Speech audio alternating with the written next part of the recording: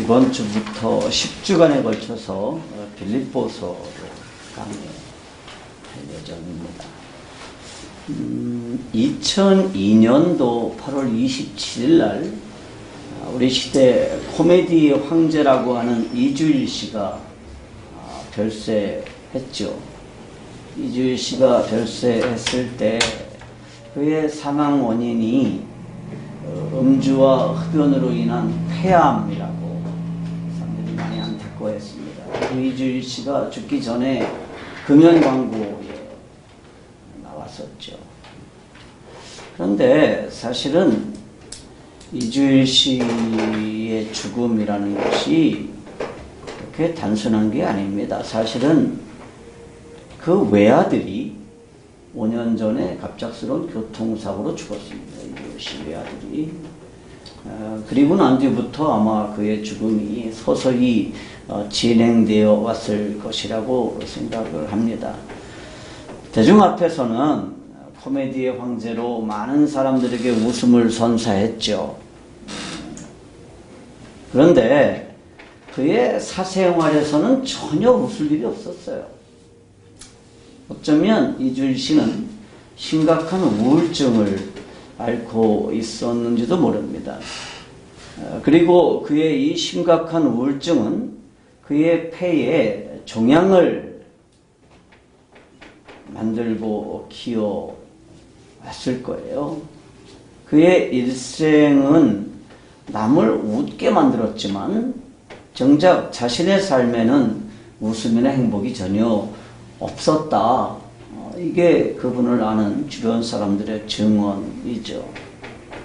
웃음이 없는 세상은요, 웃음을 갈구하죠. 그래서 사람들은 웃음을 주는 사람들을 좋아합니다. 그죠? 웃길 줄 아는 사람들을 좋아하죠. 그래서 소위 웃길 줄 아는 사람이 출세도 하고, 그리고 아름다운 여인을 얻기도 하죠. 예전에 코미디언 중에서 아주 못생기기로 유명한 옥동자라는 별명을 가진 코미디언이 있었죠.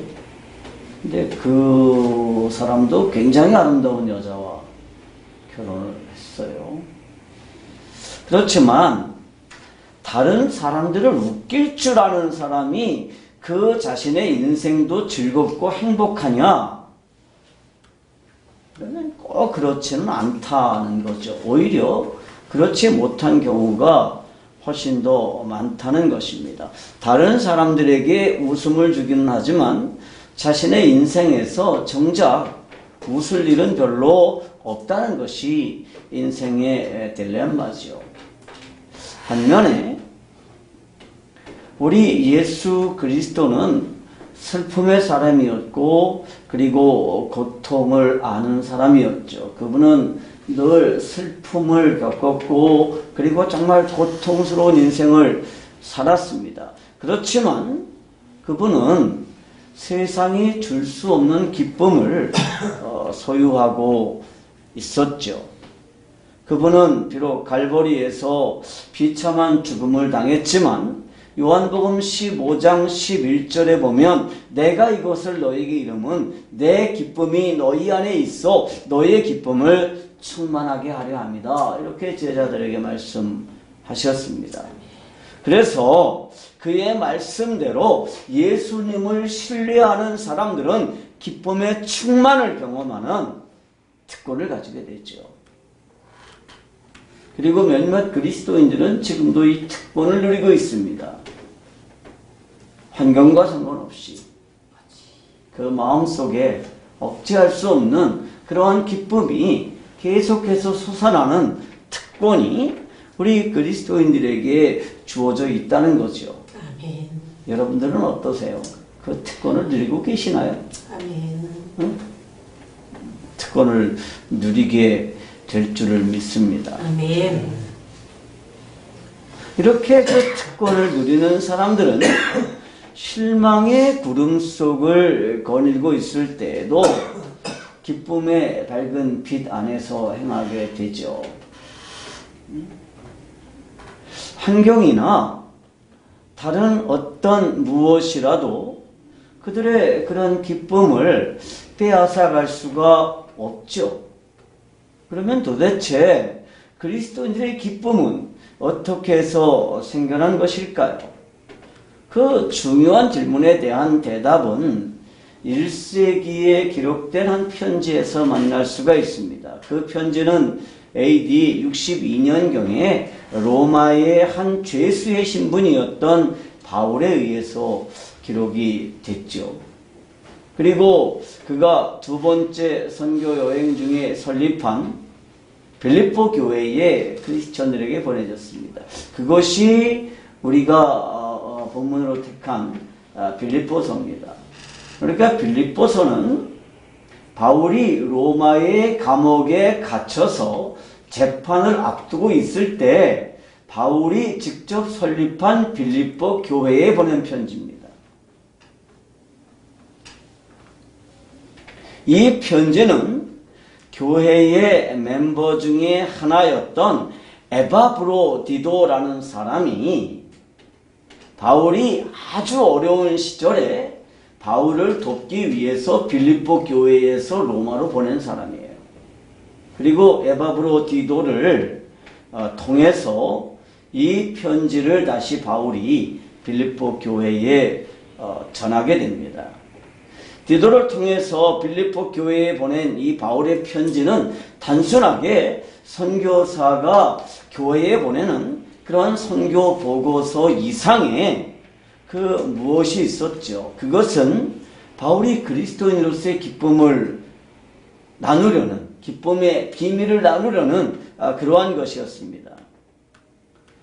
우리말 성경에서는 빌립보서를 쭉 읽어보면 기쁨이라는 단어로만 번역이 되어 있는데 바울은 이 빌립보 교회에 보낸 이 편지에서 기쁨, joy, 즐거움, gladness, 환희, rejoicing 이라는 단어를 이 4장에 불과한 빌립보서에서 19번이나 강조적으로 쓰고 있어요. 그러니까 기쁨, 즐거움, 또 뭐 환희 이런 단어를 19번이나 씁니다. 그런데 이 편지가 특이한 게 뭐냐면 바울이 기뻐해야 될 아무런 이유가 없다는 거예요. 그죠? 바울은 뭐 자기가 막 기쁜 상황이고 감사가 펄펄 넘치는 상황이어서 기뻐하라, 감사하다, 그리고 즐겁다 그런 말을 할 만한 그런 조건이 하나도 없었다는 거죠. 바울은 당시에 로마의 죄수로서 판결을 앞두고 있었고요. 석방될 수도 있었고 혹은 참수형을 당할 수도 있는 상황이었습니다. 사도행전 28장 30절에서 31절의 지적에 따르면 바울은 자기 셋집에 감금되어 있었습니다. 그러니까 로마의 형벌 중에서 하나는 지하 감옥에 갇히는 방식이고요. 또 다른 하나는 자기가 집을 얻어서 거기서 생활하는데 갇혀져 있는 거예요. 그리고 그 갇혀서 그 생활비를 자기가 다 부담하고 거기에 간수들이 2명씩 하루에 4교대로 8명이 지키는 그러한 형벌을 받고 있었습니다. 그러니까 자기 집에서 지금 벌을 받고 있고 밖으로 나가는 가택연금 상태고 그리고 그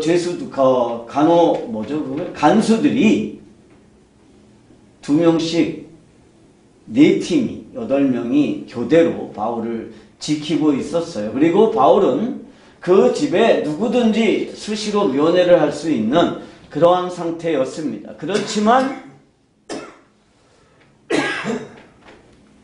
재판에서 어떤 결과가 나올지는 누구도 예상할 수 없는 상황이었습니다. 뿐만 아니라 사람들이 찾아오는 건 괜찮지만 어디 나가서 회당이나 이런 데서 설교하는 것은 금지되어 있었습니다.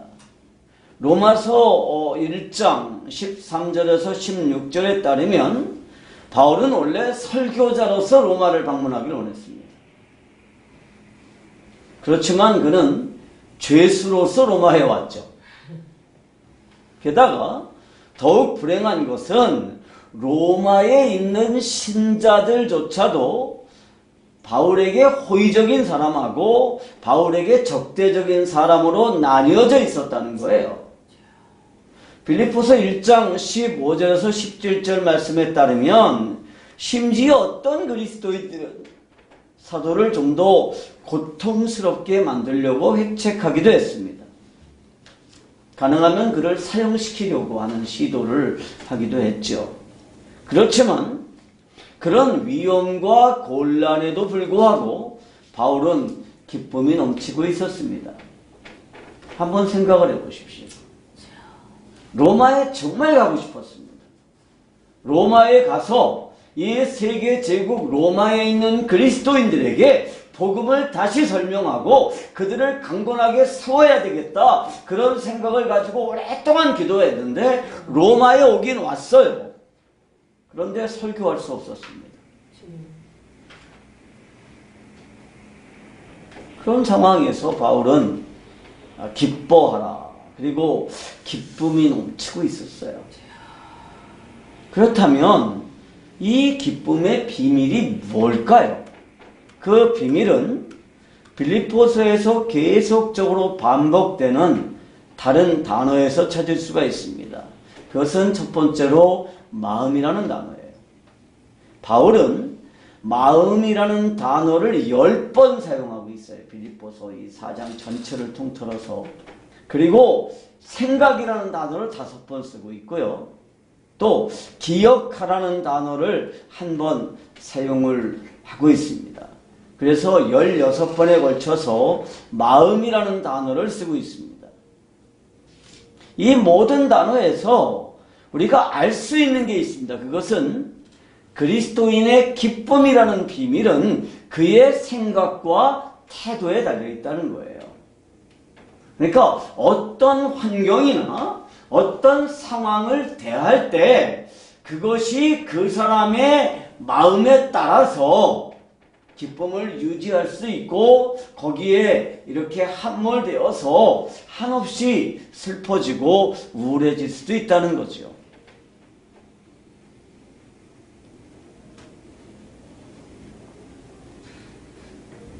그러니까 어떤 사고방식이나 결정, 결과, 이 모든 것들은 마음에 달려있다는 거예요. 똑같은 일을 두고도 어떤 사람은 그것 때문에 굉장히 실망하고 절망하고 그것 때문에 포기하기도 합니다. 그런데 어떤 사람들은 그것을 아무렇지도 않게 견뎌내기도 하죠. 사람이 왜 우울증 걸려요? 그 사람은 환경에 민감하기 때문입니다. 왜 슬퍼요? 왜 슬픔을 이기지 못합니까? 마음이 굳건하지 않기 때문이죠.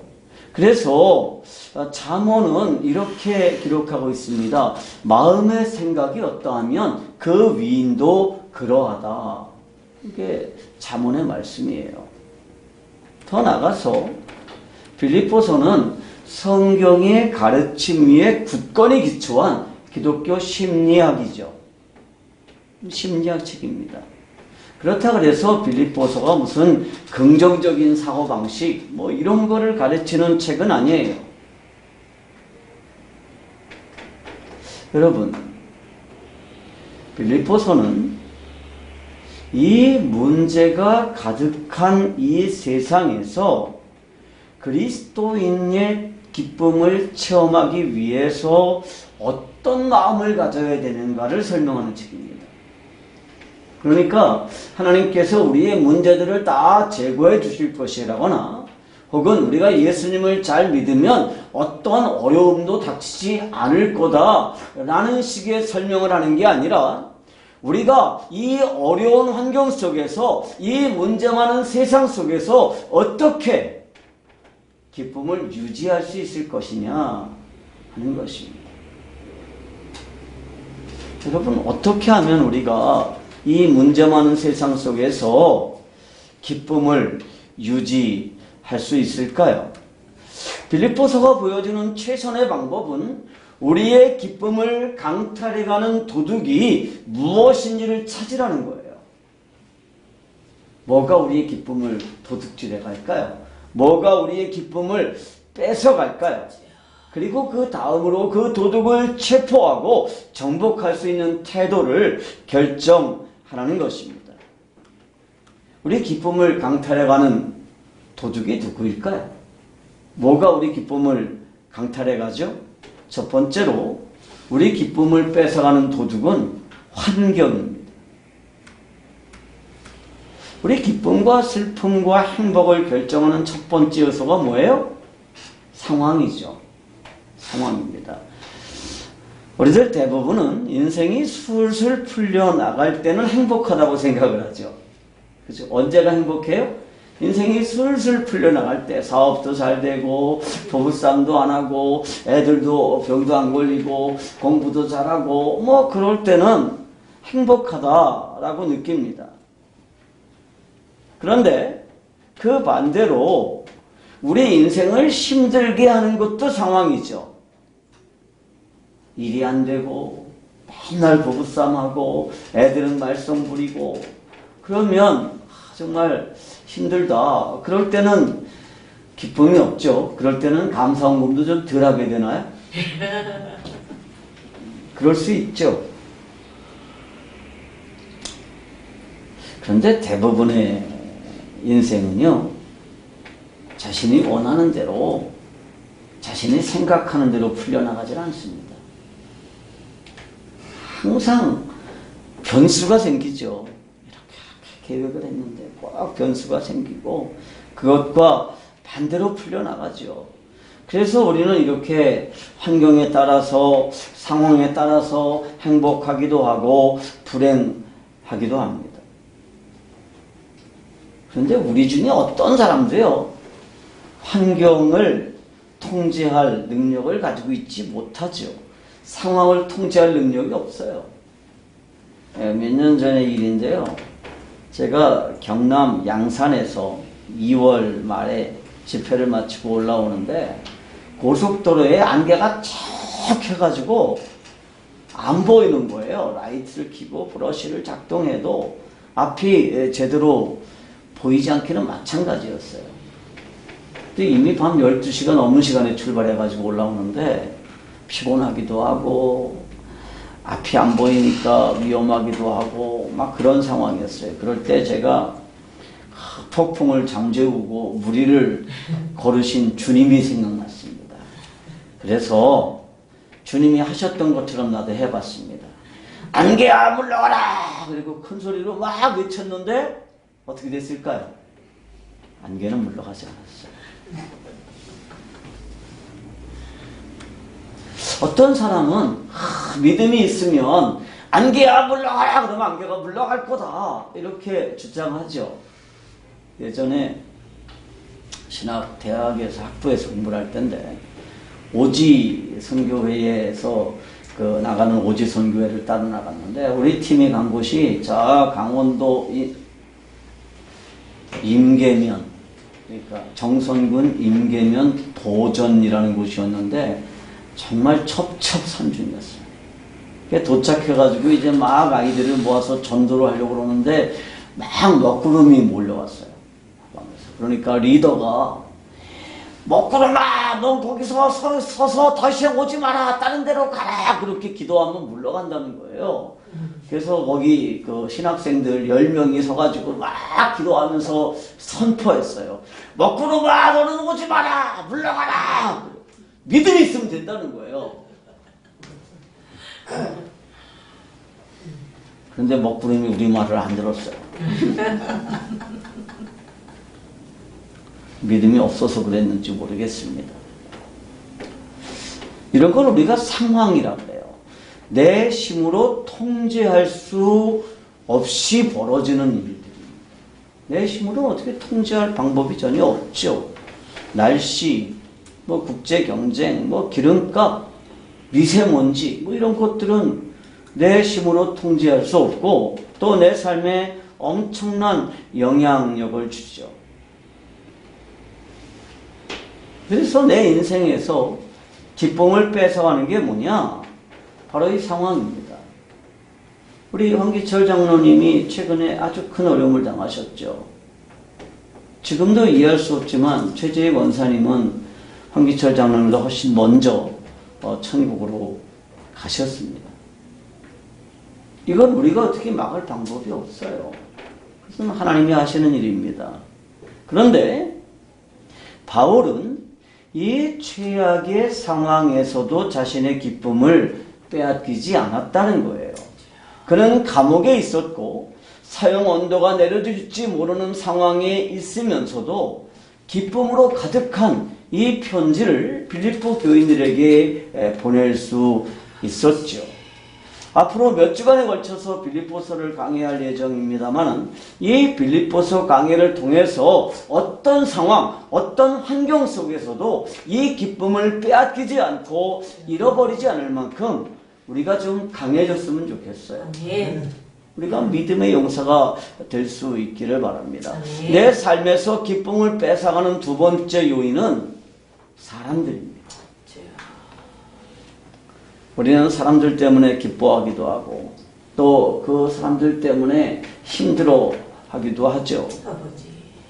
직장 생활을 하는 사람들한테 물어보면 직장에서 가장 힘든 게 뭐냐? 인간관계라고 말하죠. 인간관계가 제일 힘들죠. 그러나 동시에 내게 용기를 주고 힘을 불어넣어주는 것도 사람이죠. 저는 이 세상에서 제일 무서운 사람이 제 아내예요. 그런데 동시에 제 아내가 가장 든든한 힘입니다.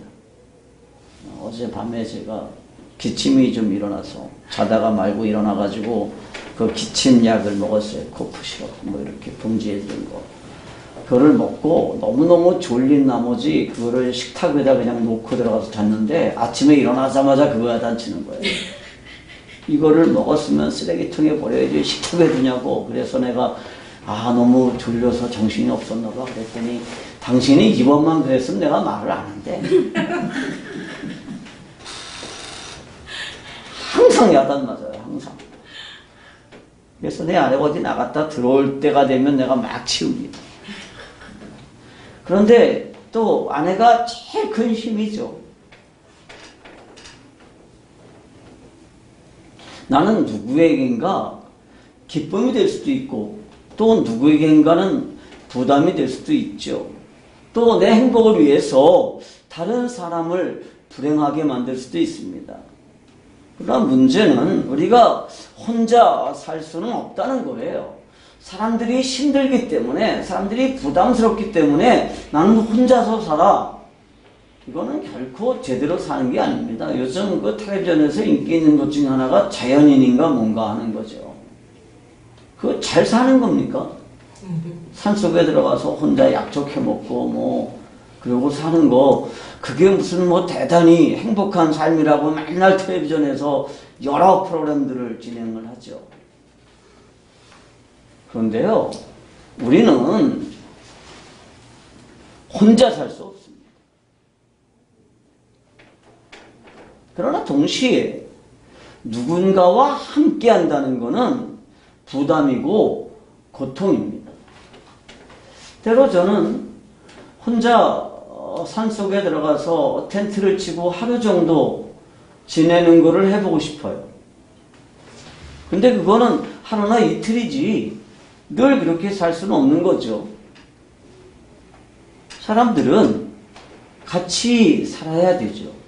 같이 살아야 되는데 누구랑 같이 산다는 거는 그 자체가 또 굉장히 큰 부담이죠. 왜냐하면 사람들 중에는 나에게 호의적인 사람도 있고 동시에 악의적인 사람도 있습니다. 하다못해 친목계를 해도 그래요. 동창회를 해도 그렇습니다. 만나면 반가운 사람이 있는가 하면 만나기 싫은 사람도 있죠. 심지어는 생각하기조차도 싫은 사람이 있습니다. 그러나 내가 세상에 살고 있는 한 우리는 날마다 수많은 인간관계를 형성하고 또 인간관계 속에서 살아가야 되죠. 한서가 학교 가면 많은 사람들을 만나지. 그런데 그 친구들 중에는 별로 싫은 사람도 있죠. 또 만나면 아주 좋아서 막 죽겠는 사람도 있어요. 그죠? 그런 사람도 있어요. 여러분, 인간 관계 속에서 살아간다고 하는 것은 때로는 어려움이나 슬픔도 가져다 주죠. 그런데 우리는 이 빌립보서를 통해서 이 수많은 인간관계에도 불구하고 기쁨을 가지는 방법이 무엇인지를 발견하게 될 것입니다. 셋째로 우리의 기쁨을 뺏어가는 게 뭘까요? 그건 돈입니다. 사람들은요, 돈을 사용하면서 기쁘기도 하고 또 돈 때문에 슬프기도 하죠. 돈 때문에 울고 또 돈 때문에 웃는 게 인생이에요. 그런데 돈은요, 인생의 창조물입니다. 그런데 인간이 이 돈을 창조해놓고 이 돈의 지배를 받아요. 돈에게 사용되기도 하고 돈 때문에 슬프기도 하고 돈 때문에 기쁘기도 하죠. 인간이 만들어낸 이 돈 때문에 슬플 수도 있고 기쁠 수도 있다는 게 이게 좀 그렇죠. 근데 이게 사실이고 현실입니다. 그런데 누가복음 12장 15절에 우리 주님은 이렇게 말씀하셨습니다. 사람의 생명이 그 소유가 넉넉한 데 있지 않다. 이렇게 말씀하셨습니다. 돈, 이거 우리 삶에서 기쁨을 뺏어가는 가장 큰 거죠. 마지막으로 우리들에게서 기쁨을 뺏어가는 최대의 적은 뭐냐? 근심이죠. 얼마나 많은 사람들이 이 근심 때문에 기쁨과 만족을 강탈당하고 있는지 몰라요. 사실 근심은요, 정신을 정복하는 거예요. 근심. 제 친구 중에 하나가 정말 근심 가는 사람이 있는데 아들이 요새 여자친구를 하나 사귀고 올 5월 달에 장가 간대요. 그러면 그냥 기뻐해 주면 되는데 근심이 충만해요. 어떤 근심이 충만하냐? 이 자식이 또 애 낳고 또 이혼한다고 그러고 그러면 어떡하나. 그래서 내가 아니 결혼도 시키기 전에 이혼할 걱정부터 하냐고. 그럴 것 같대. 그럴 것 같대. 애새끼들이 다 그럴 것 같대. 뭐 결혼해가지고 애나 둘씩 낳고 이혼한다고 그러면 내가 맡아서 키워야 되는데 나 혼자 그걸 어떻게 키우냐고 지금부터 걱정이 충만해요.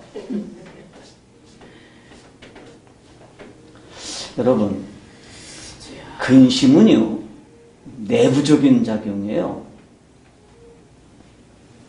그래서 이거는 약으로도 해결이 안 돼요. 약으로.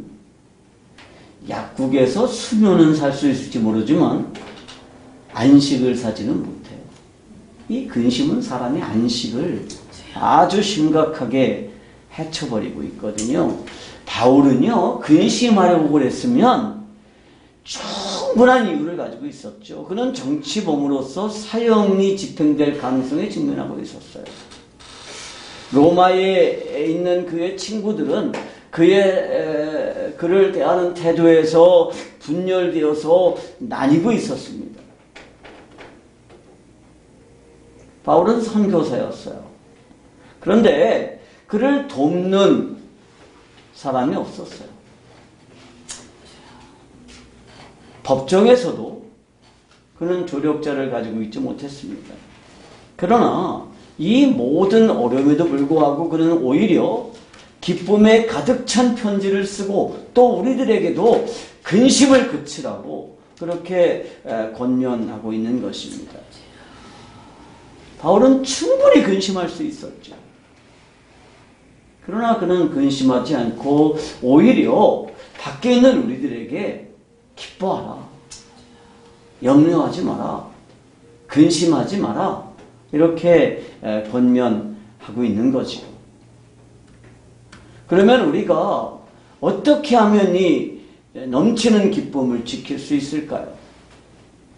세 가지로 말씀을 드리겠습니다. 첫째, 하나님의 주권을 바라보는 것입니다. 아멘. 바울은요, 하나님의 주권을 바라봄으로써 감옥이라는 상황이 그의 기쁨을 뺏어가지 못하게 했습니다. 여러분, 우리가 이 어려운 상황 가운데서도 기쁨을 유지하기 위해서는 뭐를 해야 되느냐? 하나님의 주권을 바라보는 것입니다. 아멘. 빌립보서 1장 12절 말씀에 따르면 바울은 자신의 투옥이라는 상황이 황제의 경호대에게까지 복음이 전파되는 일에 사용되었다는 이 사실 때문에 내가 감옥에 갇혀 있다는 사실에 대해서 감사했어요. 감옥에 갇히는 일은 결코 감사할 수 있는 일이 아니지만 그가 감옥에 갇힘으로써 황제의 근위대에까지 복음이 전해졌다. 이것 때문에 감사하는 거예요. 사실 바울이 일반인으로 그냥 선교사로 로마에 왔으면 황제의 근위대를 만날 가능성은 전혀 없었어요. 그런데 정치범으로 왔기 때문에 황제의 경위대가 바울을 어떻게 했어요? 감시했습니다. 그 바울은 8명이 내교대로 감시했다고 그랬죠? 그리고 이게 일주일에 한 번씩 교대했어요. 그러니까 32명이 한 달 내내 바울을 만났고 바울과 거의 8시간, 4시간씩을 늘 함께 있었던 거예요. 그래서 바울에게 많은 것들을 들었을 거예요. 대화하면서. 그리고 복음을 들었습니다. 그리고 황제의 근위대에게 복음이 전해졌고요. 나중에는 황제의 재무장관이었던 에라스도도 뭐가 됐어요? 그리스도인이 됐어요. 그래서 바울은 내가 감옥에 갇혀있는 이 사실에 대해서도 오히려 감사할 수 있다고 말했다는 거죠. 여러분, 감옥이라는 상황은 분명히 유쾌한 일이 아닙니다. 그런데 바울은 이 세상에 하나님이 모르는 새에 일어날 수 있는 일은 아무것도 없다라는 사실을 인식했습니다. 하나님이 모르는 사이에 일어날 수 있는 일이 없다면 이 모든 상황들은 하나님께서 허락하신 일입니다. 아멘. 때로는 우리 삶에 정말 내가 이해할 수 없는 일이 일어날 수가 있죠. 사랑하는 가족들과 헤어질 수도 있고 불행한 사고를 당할 수도 있고 정말 이해할 수 없지만 그러나 그 모든 상황을 이미 하나님이 알고 계시고 하나님이 그것을 허락하셨다면 분명히 이 상황을 통해서 그분이 하실 일이 있다는 거예요. 그래서 하나님의 주권을 신뢰한다면 우리가 그 상황 때문에 슬퍼하거나 실망할 필요가 없다는 거죠. 물론 어려운 상황 자체는 기쁨이 아니에요. 그런데 그 어려운 상황이 내 안에 하나님이 주신 이 기쁨을 뺏어가지 못하게 할 수는 있는데 어떻게 하는 거냐? 하나님의 주권을 신뢰하는 것이죠. 아멘. 우리가 세상을 살다 보면 내 힘으로는 어쩔 수 없는 환경이나 상황이 있습니다. 그런데 분명한 사실은 이 모든 상황들을 하나님께서 이미 다 아시고 이 일이 일어나는 것을 허용하셨다는 거예요. 그런데 하나님은 어떤 분이시죠? 선하신 분이십니다. 아멘. 하나님은 그 모든 상황을 통해서 결국은 우리를 선하게 하실 거예요. 아멘. 저는 어렸을 때 그렇게 수학을 싫어했어요. 수학을 싫어해서 다른 공부는 되게 열심히 하는데 수학은 정말 하기 싫어했어요. 그런데 우리 아버지가 수학 공부 안 하는 거에 대해서 저를 탓하지 않으셨어요. 그래서 제가 지금도 수학을 못합니다. 그래서 제가 그 사서 3경 중에 주역만 아직도 못 뗐어요. 나머지는 사실은 거의 다 뗐는데 주역은 굉장히 복잡한 수학식으로 되어 있습니다. 그래서 제가 주역을 되게 어려워해요. 참 감사한 거는 그래도 제가 요즘 사람이라 과거 시험을 볼 필요가 없었다는 거예요. 옛날 같았으면 아마 주역 때문에 맨날 떨어졌을 것 같아요. 주역이 너무 어렵기 때문에. 그런데 정말 우리 아버지가 내 공부에 관심이 있었다면 내가 수학을 못하는 것에 대해서 끊임없이 나를 질책하셨을 거예요. 응? 근데 우리 아버지는 그렇게 하지 않으시고 내가 잘하는 어떤 곳에만 더 열심히 하도록 하셨습니다. 그래서 저는 수포자가 됐습니다. 수학을 포기했어요. 그랬더니 우리 아이들도 똑같이 수포를 하더라고요. 수학을 포기해서 수학만 잘했으면 좋은 대학, 서울에 있는 인류 명문대학을 갈 수 있었을 텐데 그러지를 못했죠. 그래서 단국대학교, 명지대학교 이런 삼류대학을 나오고 말았어요. 요즘은 서울에 있는 대학교만 가도 서울대학이라며?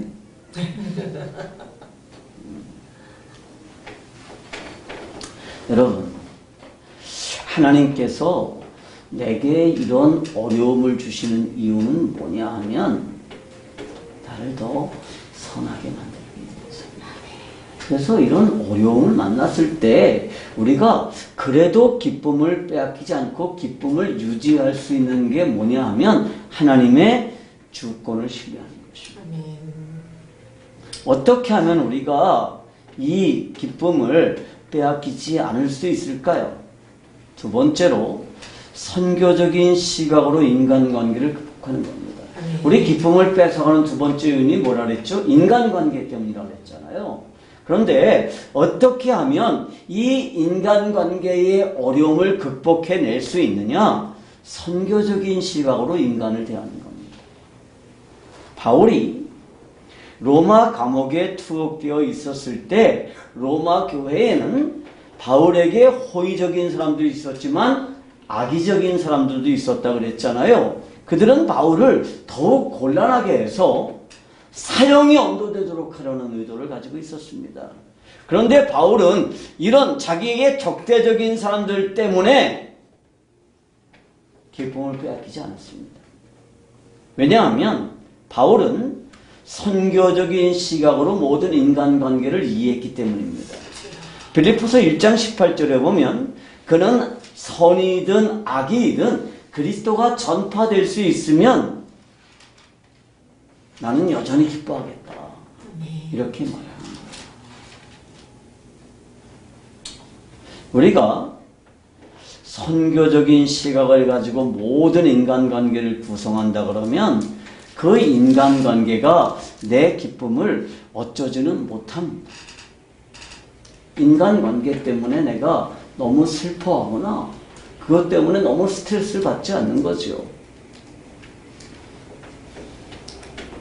마귀는 지금도 인간관계를 가지고 우리의 기쁨을 빼앗아 가려는 그러한 시도를 하고 있지만 복음을 전파하는 일에만 내 관심이 집중되어 있다면 마귀의 시도는 분명히 실패할 거예요. 아멘. 여러분, 인간관계에서 중요한 거는 선교적인 시각으로 인간관계를 바라보는 거예요. 응? 친구 중에 나를 정말 괴롭게 하는 사람이 있으면 그 괴롭게 하는 사람이 나를 통해서 복음을 발견하기를 바라는 거예요.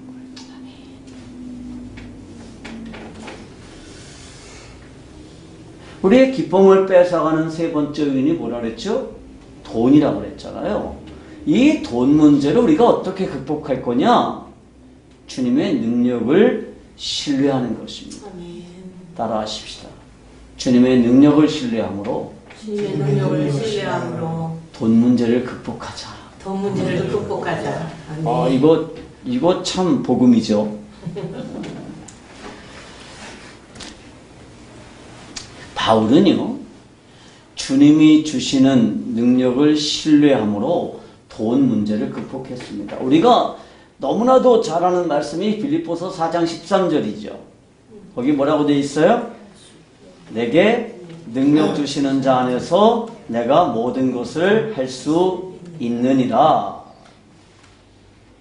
이 말씀 모르는 사람이 거의 없어요. 그런데 이 말씀이 나오게 된 배경을 모르고 능력 주시는 자 안에서 모든 것을 할 수 있다, 이 말에만 집중하는 것은 좀 잘못된 것일 수 있습니다. 이 말씀은요, 돈 문제와 관련된 말씀이에요. 빌립보 교회가 디도를 통해서 오래간만에 바울에게 선교비를 보냈습니다. 그러니까 바울을 파송한 교회는 어느 교회예요? 안디옥 교회인데, 안디옥 교회에서는 사실상 교회의 어려움 때문에 바울의 선교비를 후원하지 못했어요. 오랫동안. 그리고 바울이 개척한 빌립보 교회가 바울의 선교비를 후원했는데 1년 전에 후원하고 1년 동안 선교비 후원이 없었어요. 그럴 때 빌립보 교회가 다시 선교비를 모아서 에바브라 디도를 통해서 바울에게 선교비를 보낸 것입니다. 그게 이 빌립보서의 이 말씀의 배경이에요. 그때 바울은 이 선교비가 너무너무 절실했습니다. 왜냐하면 바울은 로마에 있으면서 어디에 있었다고 그랬죠? 자기 새 집을 얻어서 살고 있었어요. 집세 내야 되고요. 먹어야 되고요. 많은 사람들, 찾아오는 사람들 대접도 해야 됐습니다. 아무것도 할 수 있는 게 없었죠. 돈을 벌 수 있는 방법이. 선교사라는 게 원래 그렇죠. 그런 상황에서 빌립보 교회가 바울을 후원한 거예요. 그래서 바울은 이 후원에 대해서 몹시 감사했습니다. 그런데 바울이 하는 말은 뭐냐 하면, 돈이 많다고 그래서 이 더 많은 일을 할 수 있는 것도 아니고, 돈이 적다고 해서 이 일을 할 수 없는 것도 아니다, 이렇게 말합니다. 이 선교사의 문제는 파송하고 후원하는 교회가 선교사를 자신들의 종으로 한다는 거예요. 대부분 선교사들이 선교 현장에서 파송교회 담임 목사님이 오면 굉장히 긴장해요. 완전히 뭐 자기 주인처럼 이렇게 담임 목사님을 모시고 다니죠. 그리고 툭 하면 파송교회가 선교비를 끊는 방식으로 선교사를 통제하기도 하죠. 얼마 전에 아주 젊은 감리교 선교사 한 사람을 만났는데, 이 사람이 한국에 와가지고 저한테 연락을 했습니다. 좀 뵙고 싶습니다. 그래서 만났더니 하소연을 하는 거예요. 어느 교회에서 매월 300만 원씩 선교비를 후원받았는데, 그 교회가 담임 목사님이 바뀌고 나니까 선교비 후원을 끊었대요. 그래서 후원 교회를 다시 찾아야 되는데, 그동안 10년 동안 이 교회만 늘 뭐 한국에 돌아오면 이 교회 가가지고 뭐만 있었고, 그래서 아는 데도 없고 어떻게 했으면 좋겠냐고 기도해 달라고.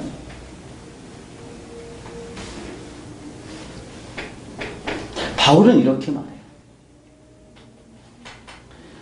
빌립보 교회만이 지난 1년간 내게 선교비를 보냈는데, 그렇다고 그래도 그 교회가 내게 능력이 아니라는 거예요.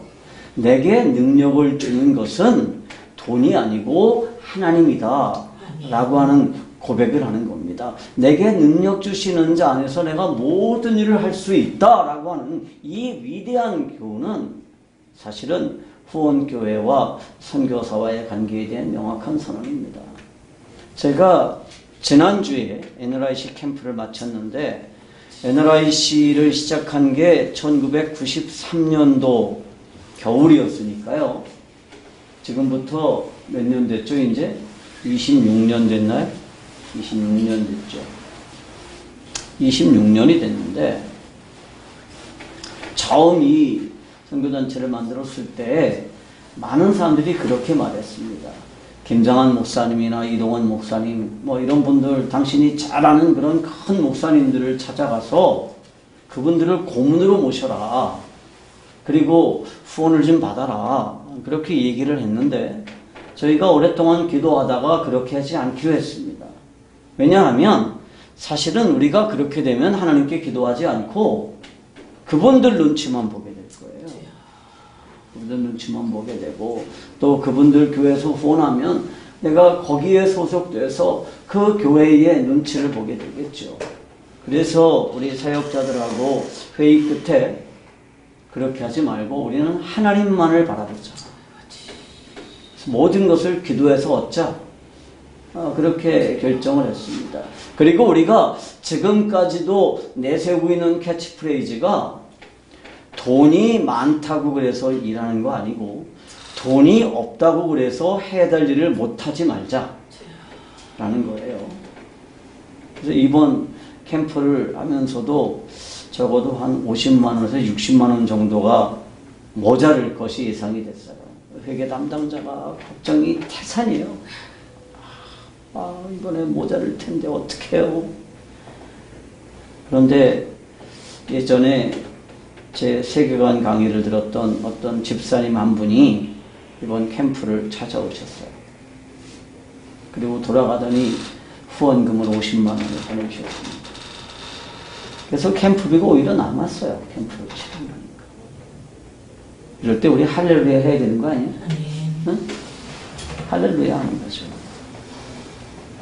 여러분, 어떤 사람에게는 돈이 행복의 조건이 아니에요. 어떤 사람에게 하나님의 은혜를 신뢰하는 사람. 아멘. 돈의 힘을 의지하지 않고 하나님의 능력을 의지하는 사람에게는 마귀는요, 돈을 무기로 쓸 수가 없어요. 그러니까 우리가 하나님보다 돈을 더 신뢰하니까 마귀가 항상 이 돈을 무기로 써요. 그렇죠?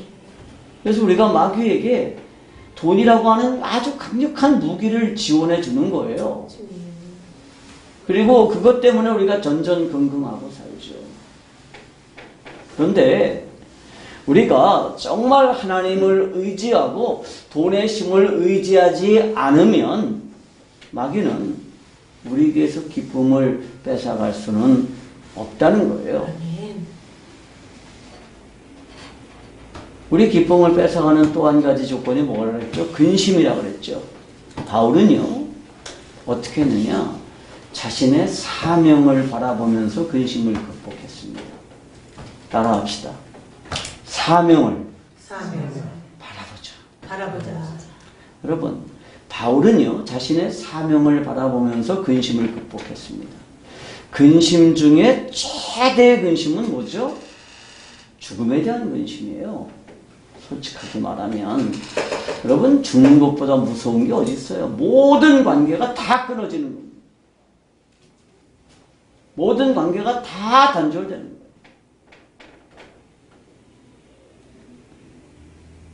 그래서 죽는 것보다 무서운 게 없죠. 모든 기억, 사랑했던 추억, 이 모든 것들이 다 단절되고 다 없어져 버립니다. 내가 이 세상에서 누리던 모든 것들이 다 단절되고 다 없어져요. 그래서 죽는 게 두렵죠. 그런데 바울은 내게 사는 것이 그리스도니 죽는 것도 유익하다라고 말하면서 죽음의 공포를 극복했다 이렇게 말합니다. 이게 말은 쉽죠. 그런데 바울은 재판을 앞두고 있었어요. 사형당할지도 몰라요.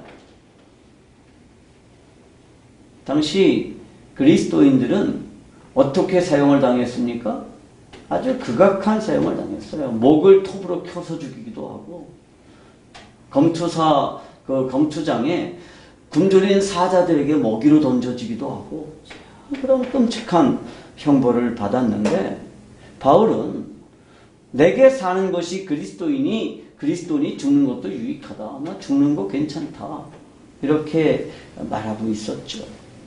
우리에게는요, 이미 천국이 있습니다. 만일 우리가 이 세상을 떠나게 되면 지금 세상과는 비교할 수도 없는 천국이 우리에게 준비되어 있습니다. 그래서 우리의 최대적이라고 할 수 있는 죽음조차도 내게 두려움이 아닙니다. 테러 중에 가장 극악한 테러가 뭐예요? 자살폭탄 테러죠. 자동차에 폭탄을 가득 싣고 그리고 돌진해서 같이 죽는 거예요. 나 하나 죽고 상대방 100명 죽이면 그게 최고 영광스러운 죽음이에요. 그 테러리스트한테는. 근데 왜 테러리스트들이 그렇게 하죠? 자신들의 믿음 때문이에요. 이슬람 교리 중에서 순교하면, 다시 말해서 비이슬람 교도들과 싸우다가 죽잖아요. 그럼 천국에 가서 아름다운 미녀 70명을 아내로 얻게 된다. 근데 나는 여자들이 또 그렇게 하는 건 이해가 안 돼요. 그럼 그 여자들은 멋있는 남자 70명과 결혼하나? 그러니까 그런 거에 속아서도 그렇게 해요. 응? 근데 여러분,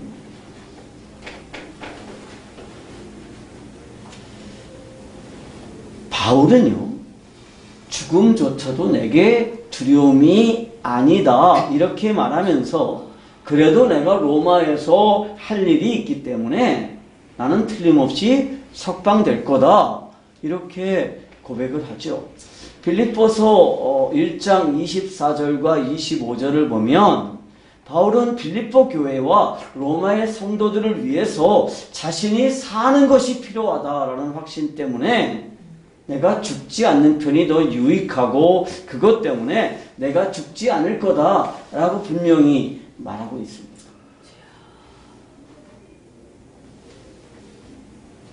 그래서 바울은 그때 잠시 석방됐었어요. 그래서 한 3년쯤 석방되었다가 네로가 그리스도인들을 대대적으로 핍박할 때 다시 붙잡혀서 처형당했죠.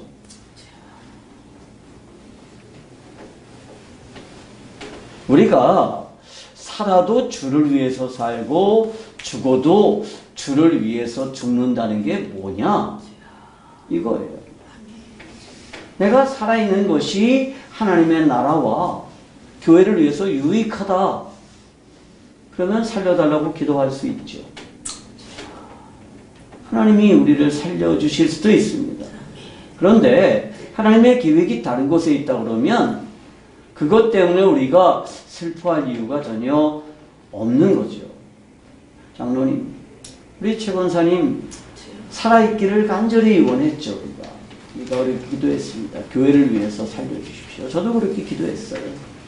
그리고 저는 하나님께서 살려주실 줄 알았습니다. 교회의 유익을 위해서. 그런데 하나님의 계획은 다른 곳에 있었습니다. 그렇다면 최 권사님이 여기 있으나 하늘나라에 있으나 그것은 별 차이가 없는 거죠. 문제는 그것 때문에 우리가 지나치게 슬픔에 잠길 필요가 없다는 거고 그것 때문에 마음속의 기쁨을 강탈당할 필요가 없다는 거예요. 사랑하는 성도 여러분, 사명을 가진 성도는 죽지 않습니다. 바울은 무엇 때문에 기뻐할 수 있었느냐 하면 자신이 로마에 있는 성도들에게 해야 될 일이 아직 남아있다는 것 때문에 그것 때문에 기뻐했습니다. 그것 때문에 기쁨을 잃지 않을 수 있었죠. 사명을 가진 성도는 죽지 않습니다. 비전을 가진 백성은 망하지 않습니다. 그러므로 비전을 가지고 있는 사람은 이 비전 때문에 날마다 기쁨을 유지할 수 있는 거죠. 믿음 있는 사람, 소망이 있는 사람, 비전이 있는 사람은 주님 안에서 날마다 기뻐할 수 있습니다. 사실 이번 캠프는 그동안에 너무너무 힘들어서 이번 겨울엔 좀 쉬려고 했어요. 사실은 스태프들에게 이번 겨울은 좀 쉬자 이렇게 하는 말이 여기까지 나왔거든요. 근데 제가 쉬자는 말을 참아 못했어요. 근데 스태프들도 목사님이 이번 겨울은 쉬시려고 그러나 보다. 왜냐하면 사역자 훈련 어떻게 할 거냐 이런 거 제가 전혀 안 물어봤거든요. 그런데 어느 날 제 아들이 누구랑 전화를 하는데 사역자 훈련 날짜가 뭐 언제니 뭐 이런 말들을 하는 거예요. 그래서 하나님이 이거를 계속 하라 그러는구나. 그래서 아주 힘든 상황에서 다시 캠프를 하기로 했습니다. 그랬더니 그 캠프가 저에게 얼마나 큰 위로를 줬는지 몰라요. 아멘. 제 기쁨을 다시 회복시켜 주었습니다. 아멘. 제 아내도 마찬가지고 우리 캠프의 핵심 스태프들이 다 제 자식들인데요. 제 자식들도 아주 큰 기쁨을 회복할 수 있었죠. 이 시대는 기쁨이 필요한 시대예요. 아멘. 그런데 이 시대는 진정한 기쁨이 없습니다. 텔레비전을 봐도 그 기쁨이라는 게 잠시 동안이죠. 그런데 그리스도 안에 진정한 기쁨이 있습니다. 앞으로 빌립보서 강해를 통해서 한 10번 정도 10강으로 나눠서 할 건데요. 환경과 돈에 상관없이 기쁘게 살 수 있는 비밀을 함께 찾아 나갈 겁니다. 아멘. 이 빌립보서 강해를 통해서 우리가 참된 기쁨을 다시 회복하고 그리고 그 기쁨을 유지할 수 있게 되기를 우리 주님의 이름으로 축복합니다. 기도하십시다.